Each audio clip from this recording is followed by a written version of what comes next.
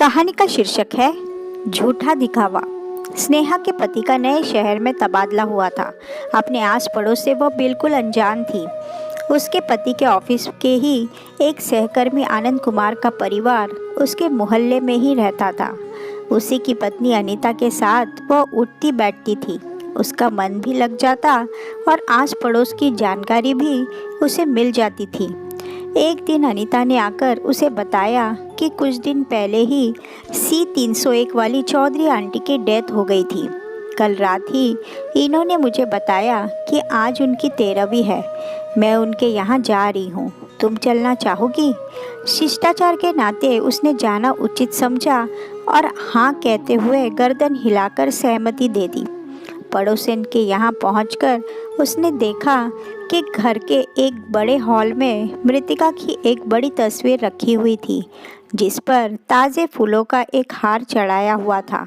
सामने बिछे कालीन पर एक तरफ पुरुष और दूसरी तरफ महिलाएं बैठी हुई थी। वह भी जाकर महिलाओं की पंक्ति में बैठ गई।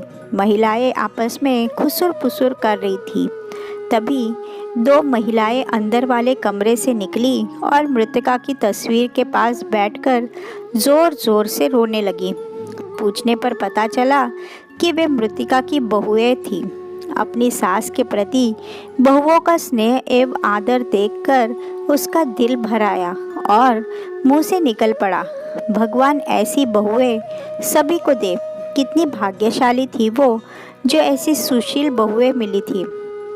उनके जाने के बाद तो बिचारियों का अजी काहे की सुशील बहुएं। स्नेहा की बात पूरी होने से पहले ही पास बैठी एक महिला तपाक से बोल पड़ी।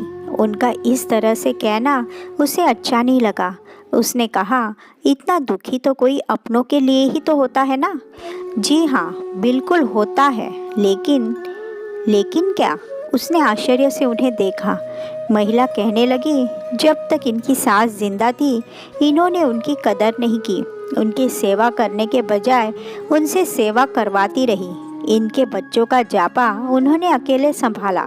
जब तक उनके हाथ पैर चलते रहे सब अच्छा था, लेकिन इंसान है, ये उम्र के साथ तो शरीर ढलेगा ही। बस तभी से इस घर की वो मालकिन थी, लेकिन उनकी बहुओं ने उन्हें एक कमरे तक सीमित कर दिया था। खाने के नाम पर तो बस उन्हें रोटी सब्जी ही मिलती थी। बाकी चीज़ों पर तो डॉक्टर की मोहर लगाकर उन्हें तरसा ही दिया था। आज देखो तो उनके नाम पर कितने तरह तरह के पकवान बनाए जा रहे हैं। जब तक रही अपनों के प्यार के लिए तरसती रही। इसके आगे उससे सुना नहीं गया। उसका मन खिन्न हो गया और वह वहाँ से उठकर चली आई। रास्ते भर वह यही सोचती रही, घर, मकान, कपड़े, जेवर इत्यादि के दिखावा करने वालों के बारे में तो बहुत सुना था, पर रिश्तों का ऐसा झूठा दिखावा आज वह भी देख लिया। हे भगवान, कैसा कलयुग आ गया है।